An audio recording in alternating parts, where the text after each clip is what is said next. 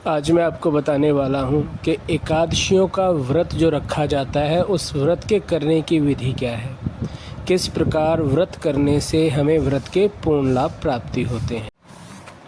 उससे पहले आप मेरे इस चैनल को सब्सक्राइब कर लें ताकि समय समय पर आपको सारी चीज़ों की जानकारी मिलती रहे। तो एकादशी का व्रत करने की इच्छा करने वाले व्यक्ति को दशमी के दिन ही मांस, प्याज, मसूर की दाल इत्यादि निषेध वस्तुओं का सेवन त्याग देना चाहिए। रात्रि को पूर्ण तरह ब्रह्मचर्य का पालन करना चाहिए। भोग विलास से दूर रहना चाहिए। प्रातः एकादशी के दिन लकड़ी की दातुन ना करें, यानी दातुनों को रगड़ना नहीं चाहिए। नींबू, जामुन या आम के पत्ते को चबाकर उंगली से कंठ को और दांतों को साफ कर लेना चाहिए, क्योंकि एकादशी के दिन वृक्ष से पत्ते तोड़ने वर्जित होते हैं। तो जो पत्ता स्वयं गिरा हुआ हो उससे उठाकर व्यक्ति को दातुन कर लेनी चाहिए।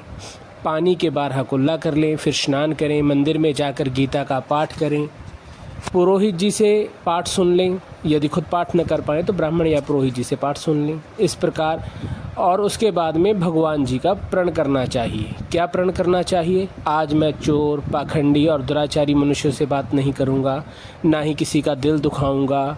गऊ, ब्राह्मण आदि को फलाहार व अन्न आदि देकर प्रसन्न करूँगा। रात्रि को जागरण कर कीर्तन करूँगा।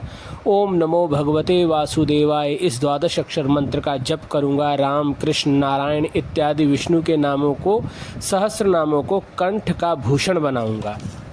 ऐसी प्रतिज्ञा करके श्री भगवान विष्णु जी का स्मरण करें, प्रार्थना करें कि हे त्रिलोकीनाथ, मेरी लाज को अपने आपके हाथ में है, अतः आप इस प्रण को पूरा करने की मुझे शक्ति प्रदान करें। यदि भूलवश भी किसी निंदक से बात कर बैठूं तो उसका दोष दूर करने के लिए सूर्य नारायण के दर्शन कर लें। धूप दीप से श्री हरि की पूजा करके क्षमा मांग लेनी चाहिए। एकादशी के दिन घर में झाड़ू नहीं लगाना चाहिए, क्योंकि चींटी आदि सूक्ष्म जीवों की मृत्यु का भय रहता है। इस दिन बाल नहीं कटवाने चाहिए और ना ही अधिक बोलना चाहिए। अधिक बोलने से मुख न बोलने योग्य वचन निकलने का भय रहता है। इस दिन यथाशक्ति अन्न का दान करना चाहिए, किंतु स्वयं किसी का दिया हुआ अन्न आदि कदापि ग्रहण नहीं करना चाहिए। झूठ, कपट आदि कुकर्मों से नितांत दूर रहना चाहिए। दशमी के साथ मिली हुई एकादशी वृद्धा मानी जाती है। शिव उपासक तो इसको मान लेते हैं, किंतु वैष्णवों को योग्य द्वादशी से मिली हुई एकादशी का व्रत करना चाहिए और त्रयोदशी आने से पूर्व व्रत का पारायण कर लेना चाहिए। जो व्यक्ति फलाहारी होता है, यानी जो जल से, केवल मात्र जल से या निराहार निर्जल व्रत न कर पाए, जो लोग फल पे व्रत करते हैं, उन लोगों को गाजर, शलगम, गोभी, पालक, कुल्फा का साग इत्यादि सेवन नहीं करना चाहिए और केला, आम, अंगूर, बादाम, पिस्ता इत्यादि अमृत फलों का सेवन करना चाहिए।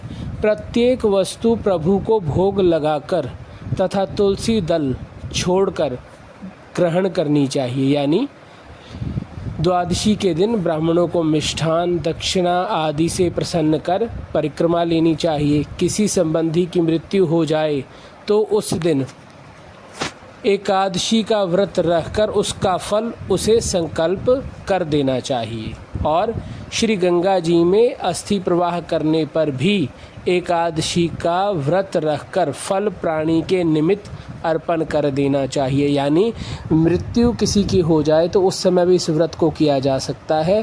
फ़र्क इतना है कि इस व्रत का जो पुण्य है उस मृतक व्यक्ति को दे देना चाहिए। अंतर्यामी भगवान को अवतार समझकर किसी से छल कपट नहीं करना चाहिए। मधुर वाणी बोलनी चाहिए। अपना अपमान करने पर भी, कटु वचन बोलने पर भी सामने वाले को आशीर्वाद देना चाहिए। भूल कर भी क्रोध ना करें। क्रोध चांडाल का अवतार होता है। आप देवता के रूप हो, संतोष कर लेना चाहिए। संतोष का फल सर्वदा मीठा होता है। सत्य भाषण करना, मन में दया रखनी, इस विधि से व्रत करने वाले व्यक्ति को दिव्य फल की प्राप्ति होती है।